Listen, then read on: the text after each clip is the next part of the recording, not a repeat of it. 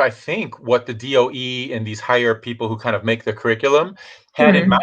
Hmm. The reason they're doing STEM is because it's in the old days when it was like science, where you're just going to learn about atoms and learn about chemistry, as a way, as a method to figure things out. Yeah. These days, figuring everything out and doing things is always Hmm. tied up in technology. It's like it's a tool to kind of get things done and figure things out. And I think in that sense, it's really cool that it's that the DOEs are viewing that of like as like equal importance. But Hmm. in so doing that, it makes it so that the kids don't get to say, "I'm never going to use this stuff. Why bother?" Because everybody's going to get to use it. Yeah, Um, I actually think that's totally true. I've always felt like that. And especially now because everything, like all this kind of fun, like entertainment stuff that people do ends up being technology based. And so many kids are super good with technology and just like really good at figuring things out. And then you don't like, they might not even realize that they're actually just like doing all of this technology stuff that requires like a lot of, knowledge and like skill. So it is yeah, cool. I mean, it's like on one hand, it is really complicated, like the recording process, and there's like it's just made pretty easy nowadays. Like you can you can't really avoid working with technology and doing stuff that requires knowledge, but it can be simplified and like it doesn't feel like it's an effort or like it's really difficult or whatever. So that's the interesting thing. what are you planning just in terms of showing us in terms of like how you set up and how you can use technology in what you do? Like, what do you think you're going to Um, show? I'm gonna show a session I'm working on that's actually like one of the more simple sessions that I have.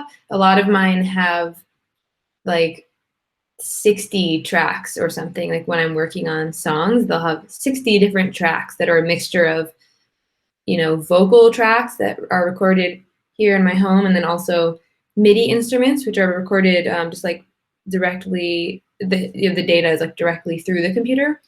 But this session is like much simpler, and because I kind of wanted to start with something where I can just go over the basics and talk about like sort of how I affect some of the instruments and like how I work with a simple thing but can do a lot with it in. One of the other reasons that I think it's really cool to have you like bring STEM into what you do is because you do music. And of course, like every kid, right? Every kid in from middle school on into high school, music becomes huge, like huge in their lives. And it's really funny, but the things that my kids listen to would be very different from the music you make. And it's real funny, but a lot of people who don't know too much about the music process might kind of not like the kind of artists or rappers that my kids are listening to. But you and I have learned better, and we have been also amazed at just the kind of skills that some of these rappers and producers have in immersing themselves like in the technology, and a lot of the techniques that they cultivate and create are copied by like the super nerdy, like more techie people. Like they get super creative and down with the tech as well. Like autotune is just one classic example of something that totally blew up, which is literally just a tech like tweak. Yeah. But Well, it actually, really, this is the interesting thing. I don't know if you're going to keep this in or not, but like two things. One is that actually the production world, like that's where you see a lot of like cool technology and just like cool math stuff happening behind the scenes to create sounds and like do things on like effects and stuff. And that is something that like the huge pop and rap and hip hop artists are actually like really, they're always kind of like leading the, I don't know, like they're leading the paving the path with like the production stuff. So there's actually so much of the math and just the knowledge about this kind of stuff like behind those songs. I don't know if your students would know the artist Doja Cat, but oh, they her, would. but yeah, I love Doja Cat. She's amazing, and I don't think she does tons of the production stuff. She's just an amazing rapper, but one of her producers is actually somebody that I am working with, and I know that he like the way that he makes music. He actually works out of his basement, so he's making the Doja Cat production from home, which is so cool that he's able to do that. But he just has this setup, and he kind of like I think the way that he does stuff, it's like very creative, but you just have to have some he's definitely just using math and he's doing this stuff on his own. So he has to have like an understanding of that. Like the awesome people are doing this stuff from their homes so that the kids think it's accessible to them, because that's literally how it is. Like the best producers are working from home and they don't even have insane setups. They just have a computer. So this is my home studio. Those are my keyboards I use for tracking, and that's my studio desk with a keyboard pull-out tray. So I can just play really easily because all the work I do is like pretty much by my computer. So I have my mic set up here, which I usually move so I could sit by the like keyboard computer desk while I sing. And I have my mic plugged in to this thing right here, this red thing, which is an interface. So this is how I connect instruments and the mic to my computer. You just plug it in with USB and it connects right into Logic, which is the like program that I use to record music and to do everything pretty much. These are my speakers I use when I'm mixing. So I'll show you about a session I'm working on right now for a pop song. So this is what the program looks like.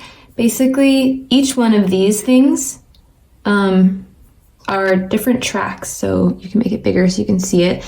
So all of the blue things here, these are things that are recorded from outside the computer that are like singing or something that's like real. And then the green ones are computer ones. So these are like, it's like computer data, computer keyboards, things like that. So I use a mixture of them.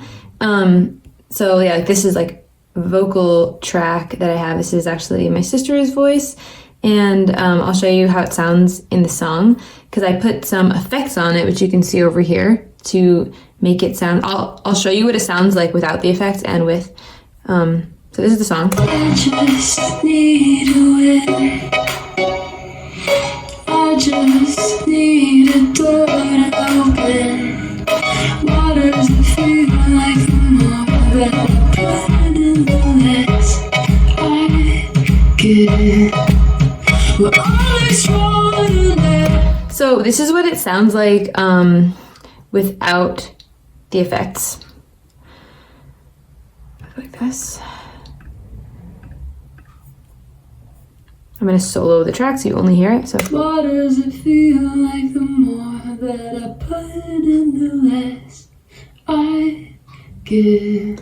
So it sounds fine, but basically what I did was I added different effects that can go in and cut out extra background noise. And basically this thing here, this is an EQ thing. So you can choose what types of sounds something picks up. So I went in and decided there was too much low end. So I dragged the low end down, which meant it was you weren't gonna hear it as much. And yeah, I didn't really change that much with it. I mostly just took out the low end, but this is what it sounds like with these effects on. Well, I'm extraordinary, they say ordinary, but the world doesn't know me yet. It just sounds a little more like present. Things sound like you can hear it better. And then let's see, what else did I do? So this is the chorus.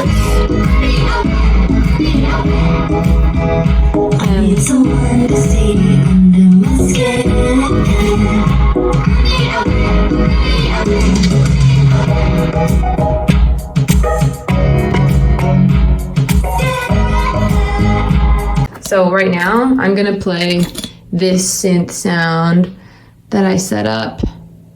It should work.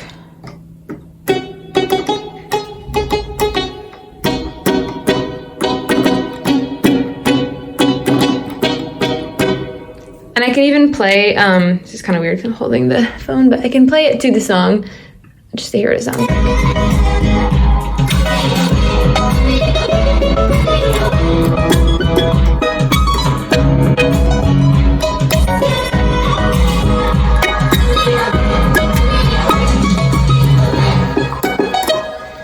Cool.